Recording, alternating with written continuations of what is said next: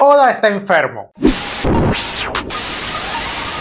Si estás al día en el manga, tienes que ver esto. En el capítulo 1154, exactamente hace 63 años, Lin Lin, la Yonko conocida como Big Mom, cuando solo era una niña, asesinó a Horul, el barba de cascada. Lo que no sabíamos es que este incidente fue muy cercano al nacimiento de Loki. Después de este suceso, Elba sufrió una serie de extraños desastres. Vientos helados, tormentas. El clima afectó todo, incluido la pesca, creando hambre en todo el reino de Elba. Esta hambruna hizo que los pueblos pelearan entre ellos, desatándose guerras civiles solamente por comida. La desesperación y la falta de comida estaba provocando que los habitantes pierdan la cordura, llegando a creer que el nacimiento de Loki había traído consigo una maldición sobre Elba. Y por eso Hyrule como hermano mayor debería ser ofrecido como sacrificio. ¿De qué estamos hablando? La gente se estaba volviendo loca realmente. Este cambio de clima y desastres no fue algo natural que sucediera en Elbaf, pues el narrador menciona al final que Elbaf pudo sobrevivir a aquel invierno. Sí, lo remarcan poniéndolo entre comillas, remarcándolo como algo inusual,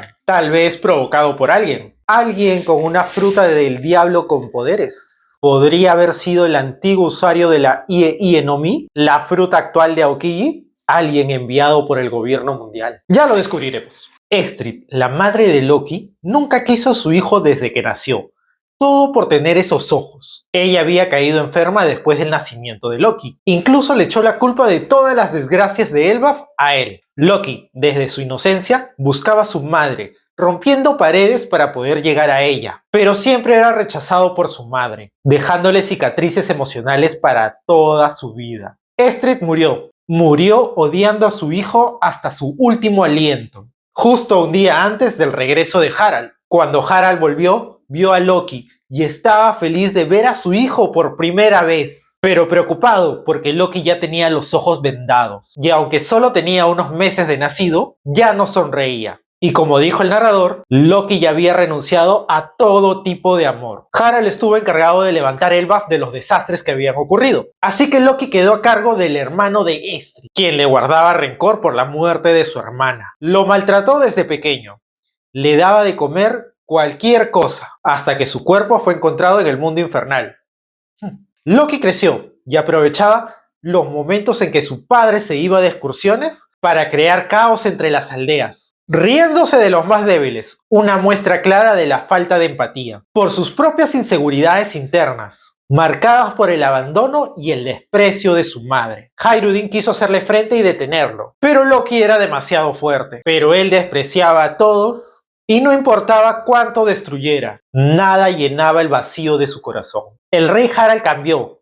Pasó de ser un desgraciado a ser un diplomático. Se dio cuenta que crear lazos con otras naciones haría que Elbaf sea grande. Por eso Harald estuvo fuera cuando ocurrieron los desastres, pero cuando se enteró de lo que sucedía, regresó de inmediato y al mismo tiempo pidió ayuda a todas las naciones que había conocido. Y todas ellas le enviaron comida, la suficiente para poder alimentar toda Elbaf. Con ello terminó la hambruna y ahora tenía que dedicarse a levantar Elbaf. Creó rutas para conectar todos los pueblos y aldeas, pues todos son hermanos y no deberían pelear entre ellos. Esas fueron las palabras de Harald. Durante este episodio, en 1154, Hyrule menciona algo curioso, pues existía una tripulación de gigantes, conformada por carpinteros de barcos gigantes, famosos guerreros que peleaban con martillos. La compañía del gran martillo, Galira. Sí, como la Galila Company de Water 7. En un momento hablaremos más de esto. Harald pensaba que este grupo de gigantes era una leyenda, pero Haru le dijo que eran reales, pues había recibido una carta de ellos, diciendo que habían sido capturados. Eran cientos, incluso dentro de ellos habían descendientes de los gigantes ancestrales. Y no solo eso, Haru menciona que había escuchado de un ejército de gigantes que fue congelado. Sí, a este grupo de gigantes ya los hemos visto. Son los gigantes congelados en Punk Hazard. En ese momento, en marzo del 2012, en el capítulo 660 del manga, no sabíamos quiénes eran. Finalmente, su identidad es revelada. Eran carpinteros de barcos. ¿Pero por qué los capturaron? Harold menciona que ese gran enemigo sí existió, aunque su historia se perdió de un momento a otro. Harald asume que pudo haber sido el gobierno. Este grupo de gigantes, Galira, muy similar a Galira Company de Water 7. Son prácticamente idénticos. Es muy probable que estos gigantes le hayan enseñado sus técnicas a los habitantes de Water 7, y en honor a ellos se fundó esa compañía de carpinteros, la cual lleva el logotipo de un barco de vikingos. ¿Cómo no lo vimos? ¿Cómo esto no fue mencionado? Estuvo frente a nosotros. Oda es tremendo. Y no solo eso, es muy probable que esta tribu de gigantes carpinteros haya tenido algo que ver con la construcción de Plutón, el arma ancestral. Por eso, por alguna razón en particular, los planos de Plutón se encontraban en Water 7, terminando en manos de Tom, y luego en manos de Franky. Aún así, esto no fue lo único que hicieron para enfadar a ese gran enemigo, pues durante el arco de la isla Gyojin, cuando los reyes marinos tiraron del Noah, mencionaron algo muy interesante, algo que se ha perdido con las traducciones al español y al inglés incluso, pero hay una de ellas muy parecidas al diálogo original. Se menciona que el barco estaba en muy mal estado y que necesitarían de las habilidades de ese clan para poder repararlo. ¿Qué clan? Ese clan de constructores de barcos gigantes, los Galira. Al parecer, ellos lo construyeron. Construyeron el Noah. Construir este gran barco para ayudar a los Gyojin. Compartir sus conocimientos en Water 7. Y quién sabe qué más habrán hecho, que lograron enfadar a ese enemigo. Así que el gobierno mundial acabó capturándolos. Por sus ropas parecían que habían estado en Impel Down. ¿Habrá sido que la prisión quedó muy pequeña para ellos? ¿O no era lo suficiente para contenerlos? Cualquiera que haya sido la razón, acabaron siendo congelados en Punk Hazard. La historia está uniendo muchos cabos sueltos. ¡Qué grande es Oda! Este capítulo 1154 está lleno de información, el cual trae una gran revelación que hemos esperado desde que este personaje fue mencionado. Finalmente conocemos el rostro de Rox D. Shebeck, y por si eso no fuera poco, nos dicen que es padre de Teach. Pongamos un poco de contexto. Mientras Loki lloraba en el mundo infernal, una montaña es partida en dos, y la presencia de unas personas llama la atención de Loki. Shirohige,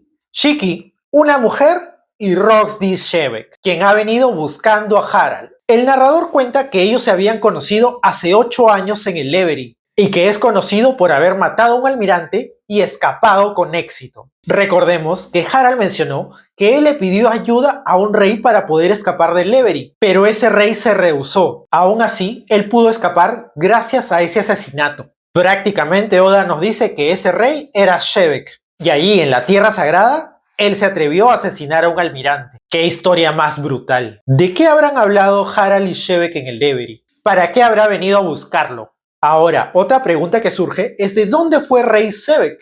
De la actual isla de Hachinosu. Es muy probable que antes haya tenido otro nombre. Tal vez por eso, por ser la isla de su padre, Teach fue a reclamarla como suya. Eso tendría mucho sentido. Teach, hijo de Rox D. Shebeck, era algo que muchos teorizaban. Pero ahora es confirmado.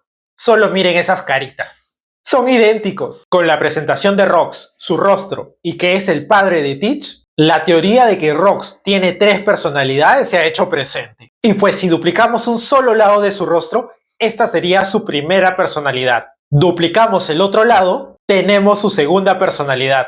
Y cuando las combinamos, tenemos su tercera personalidad. Esta característica podría haber también sido heredada por Teach, una característica propia de su linaje, un linaje especial. Incluso el mismo Saturn lo mencionó. Eso explicaría cuando Nami le preguntó a Luffy Zoro quién era él, y Luffy le dijo que no era uno solo, había más de uno. Otro hecho que refuerza esta teoría son las distintas formas de su dentadura que hemos visto a lo largo de su presentación en el manga. Y también sería la explicación de por qué Teach puede tener más de una fruta del diablo, ya teniendo la Yami Yami no Mi, la Gura Gura no Mi que obtuvo de Shirohige, y no olvidemos que estuvo a punto de conseguir la Ope Ope no Mi de Law. Así que Teach sigue buscando su tercera Akuma no Mi. Rox es un usuario de la fruta del diablo. Con la salida de este episodio, el 1154, he visto a muchos mencionar que Rox era usuario de la Ope Ope no Mi. ¿Por qué? Por la posición de su mano al ser presentado, la cual es muy similar a la que usa Law cuando usa sus poderes. ¿Solo por eso? No, porque también, justo al presentarse, una montaña fue partida en dos de forma muy exacta, como lo haría la Ope Ope no Mi. Pero yo no creo que él haya sido el usuario de esa fruta. Primero, porque la posición de su mano solo marca 2 dedos, que justamente en el texto de su diálogo le dice a Loki que tiene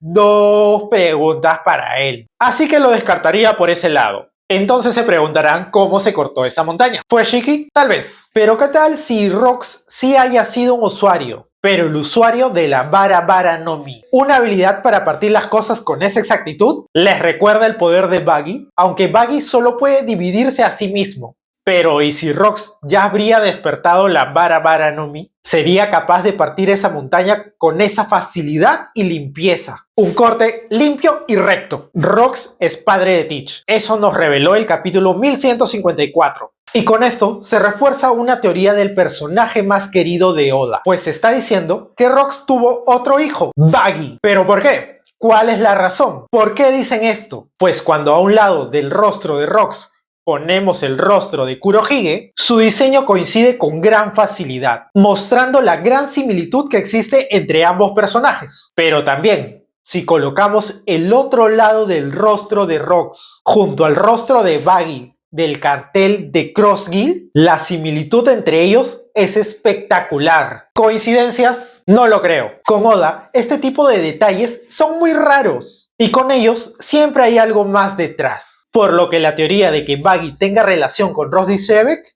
es más fuerte. Y que ahora también sea descendiente del clan de los D sería algo que ni el mismo Buggy podría creer, pues de Buggy no se conoce sobre sus padres o su niñez antes de abordar el barco de Roger. Así que la posibilidad de que Rox sea padre de Buggy está tomando mucha fuerza. Este episodio ha traído grandes revelaciones, ha unido muchos momentos en la historia de One Piece y nos deja muchas más preguntas. Esperemos el siguiente episodio.